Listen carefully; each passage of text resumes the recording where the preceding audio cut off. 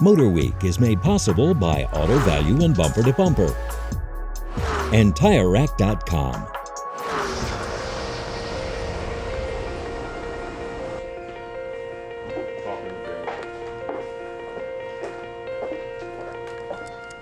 Giuseppe, John, how are you? I'm good. How are you? Great to have you with us today. Thank you for having me here. Are you all set up and ready to go? Yes, just getting ready for the next segment, Rust and Cures. Well, I'm going to get out of your way. Yeah, you're good. Say, that lab coat looks awfully familiar. Excuse me, sir.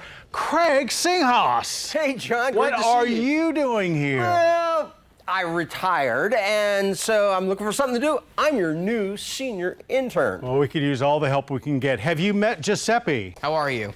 Really enjoy your work. I'll tell you what, on the very pilot of the show, I was the mechanic, but they needed someone to fill my shoes. They got Pat Goss, so you've got some really big shoes to fill. Yeah, I sure do, and I'm going to give it my best shot. And we all miss Pat Goss.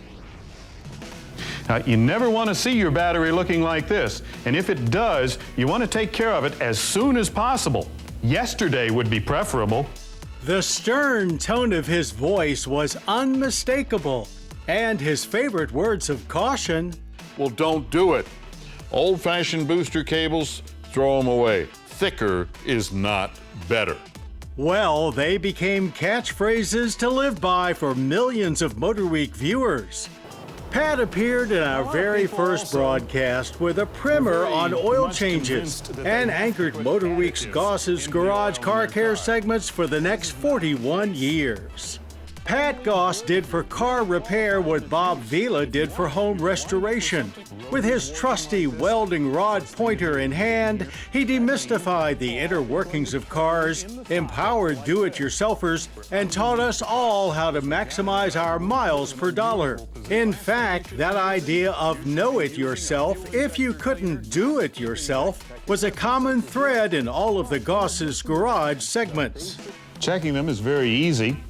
You can even do it yourself with a few simple tools and so on.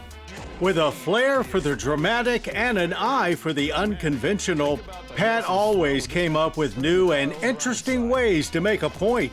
He understood the TV medium, the need for good visuals and solid information, and that's what made his MotorWeek segments so memorable. For those of us who had the privilege of working with Pat over those 4 decades, a day in the studio was never boring. Gives better fuel economy, better performance, and something. Anyway, and if you have a question or a comment, please write to me. Pat had camera presence, perfect timing, a great sense of humor, and a passion for learning. He always wanted to leave the audience with 1 or 2 ahas or I didn't know that's after every segment. And he certainly accomplished that 1,000 times over.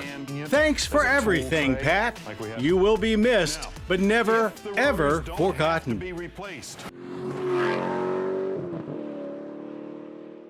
The MotorWeek app, which includes our latest reviews and feature stories, is now available for mobile devices.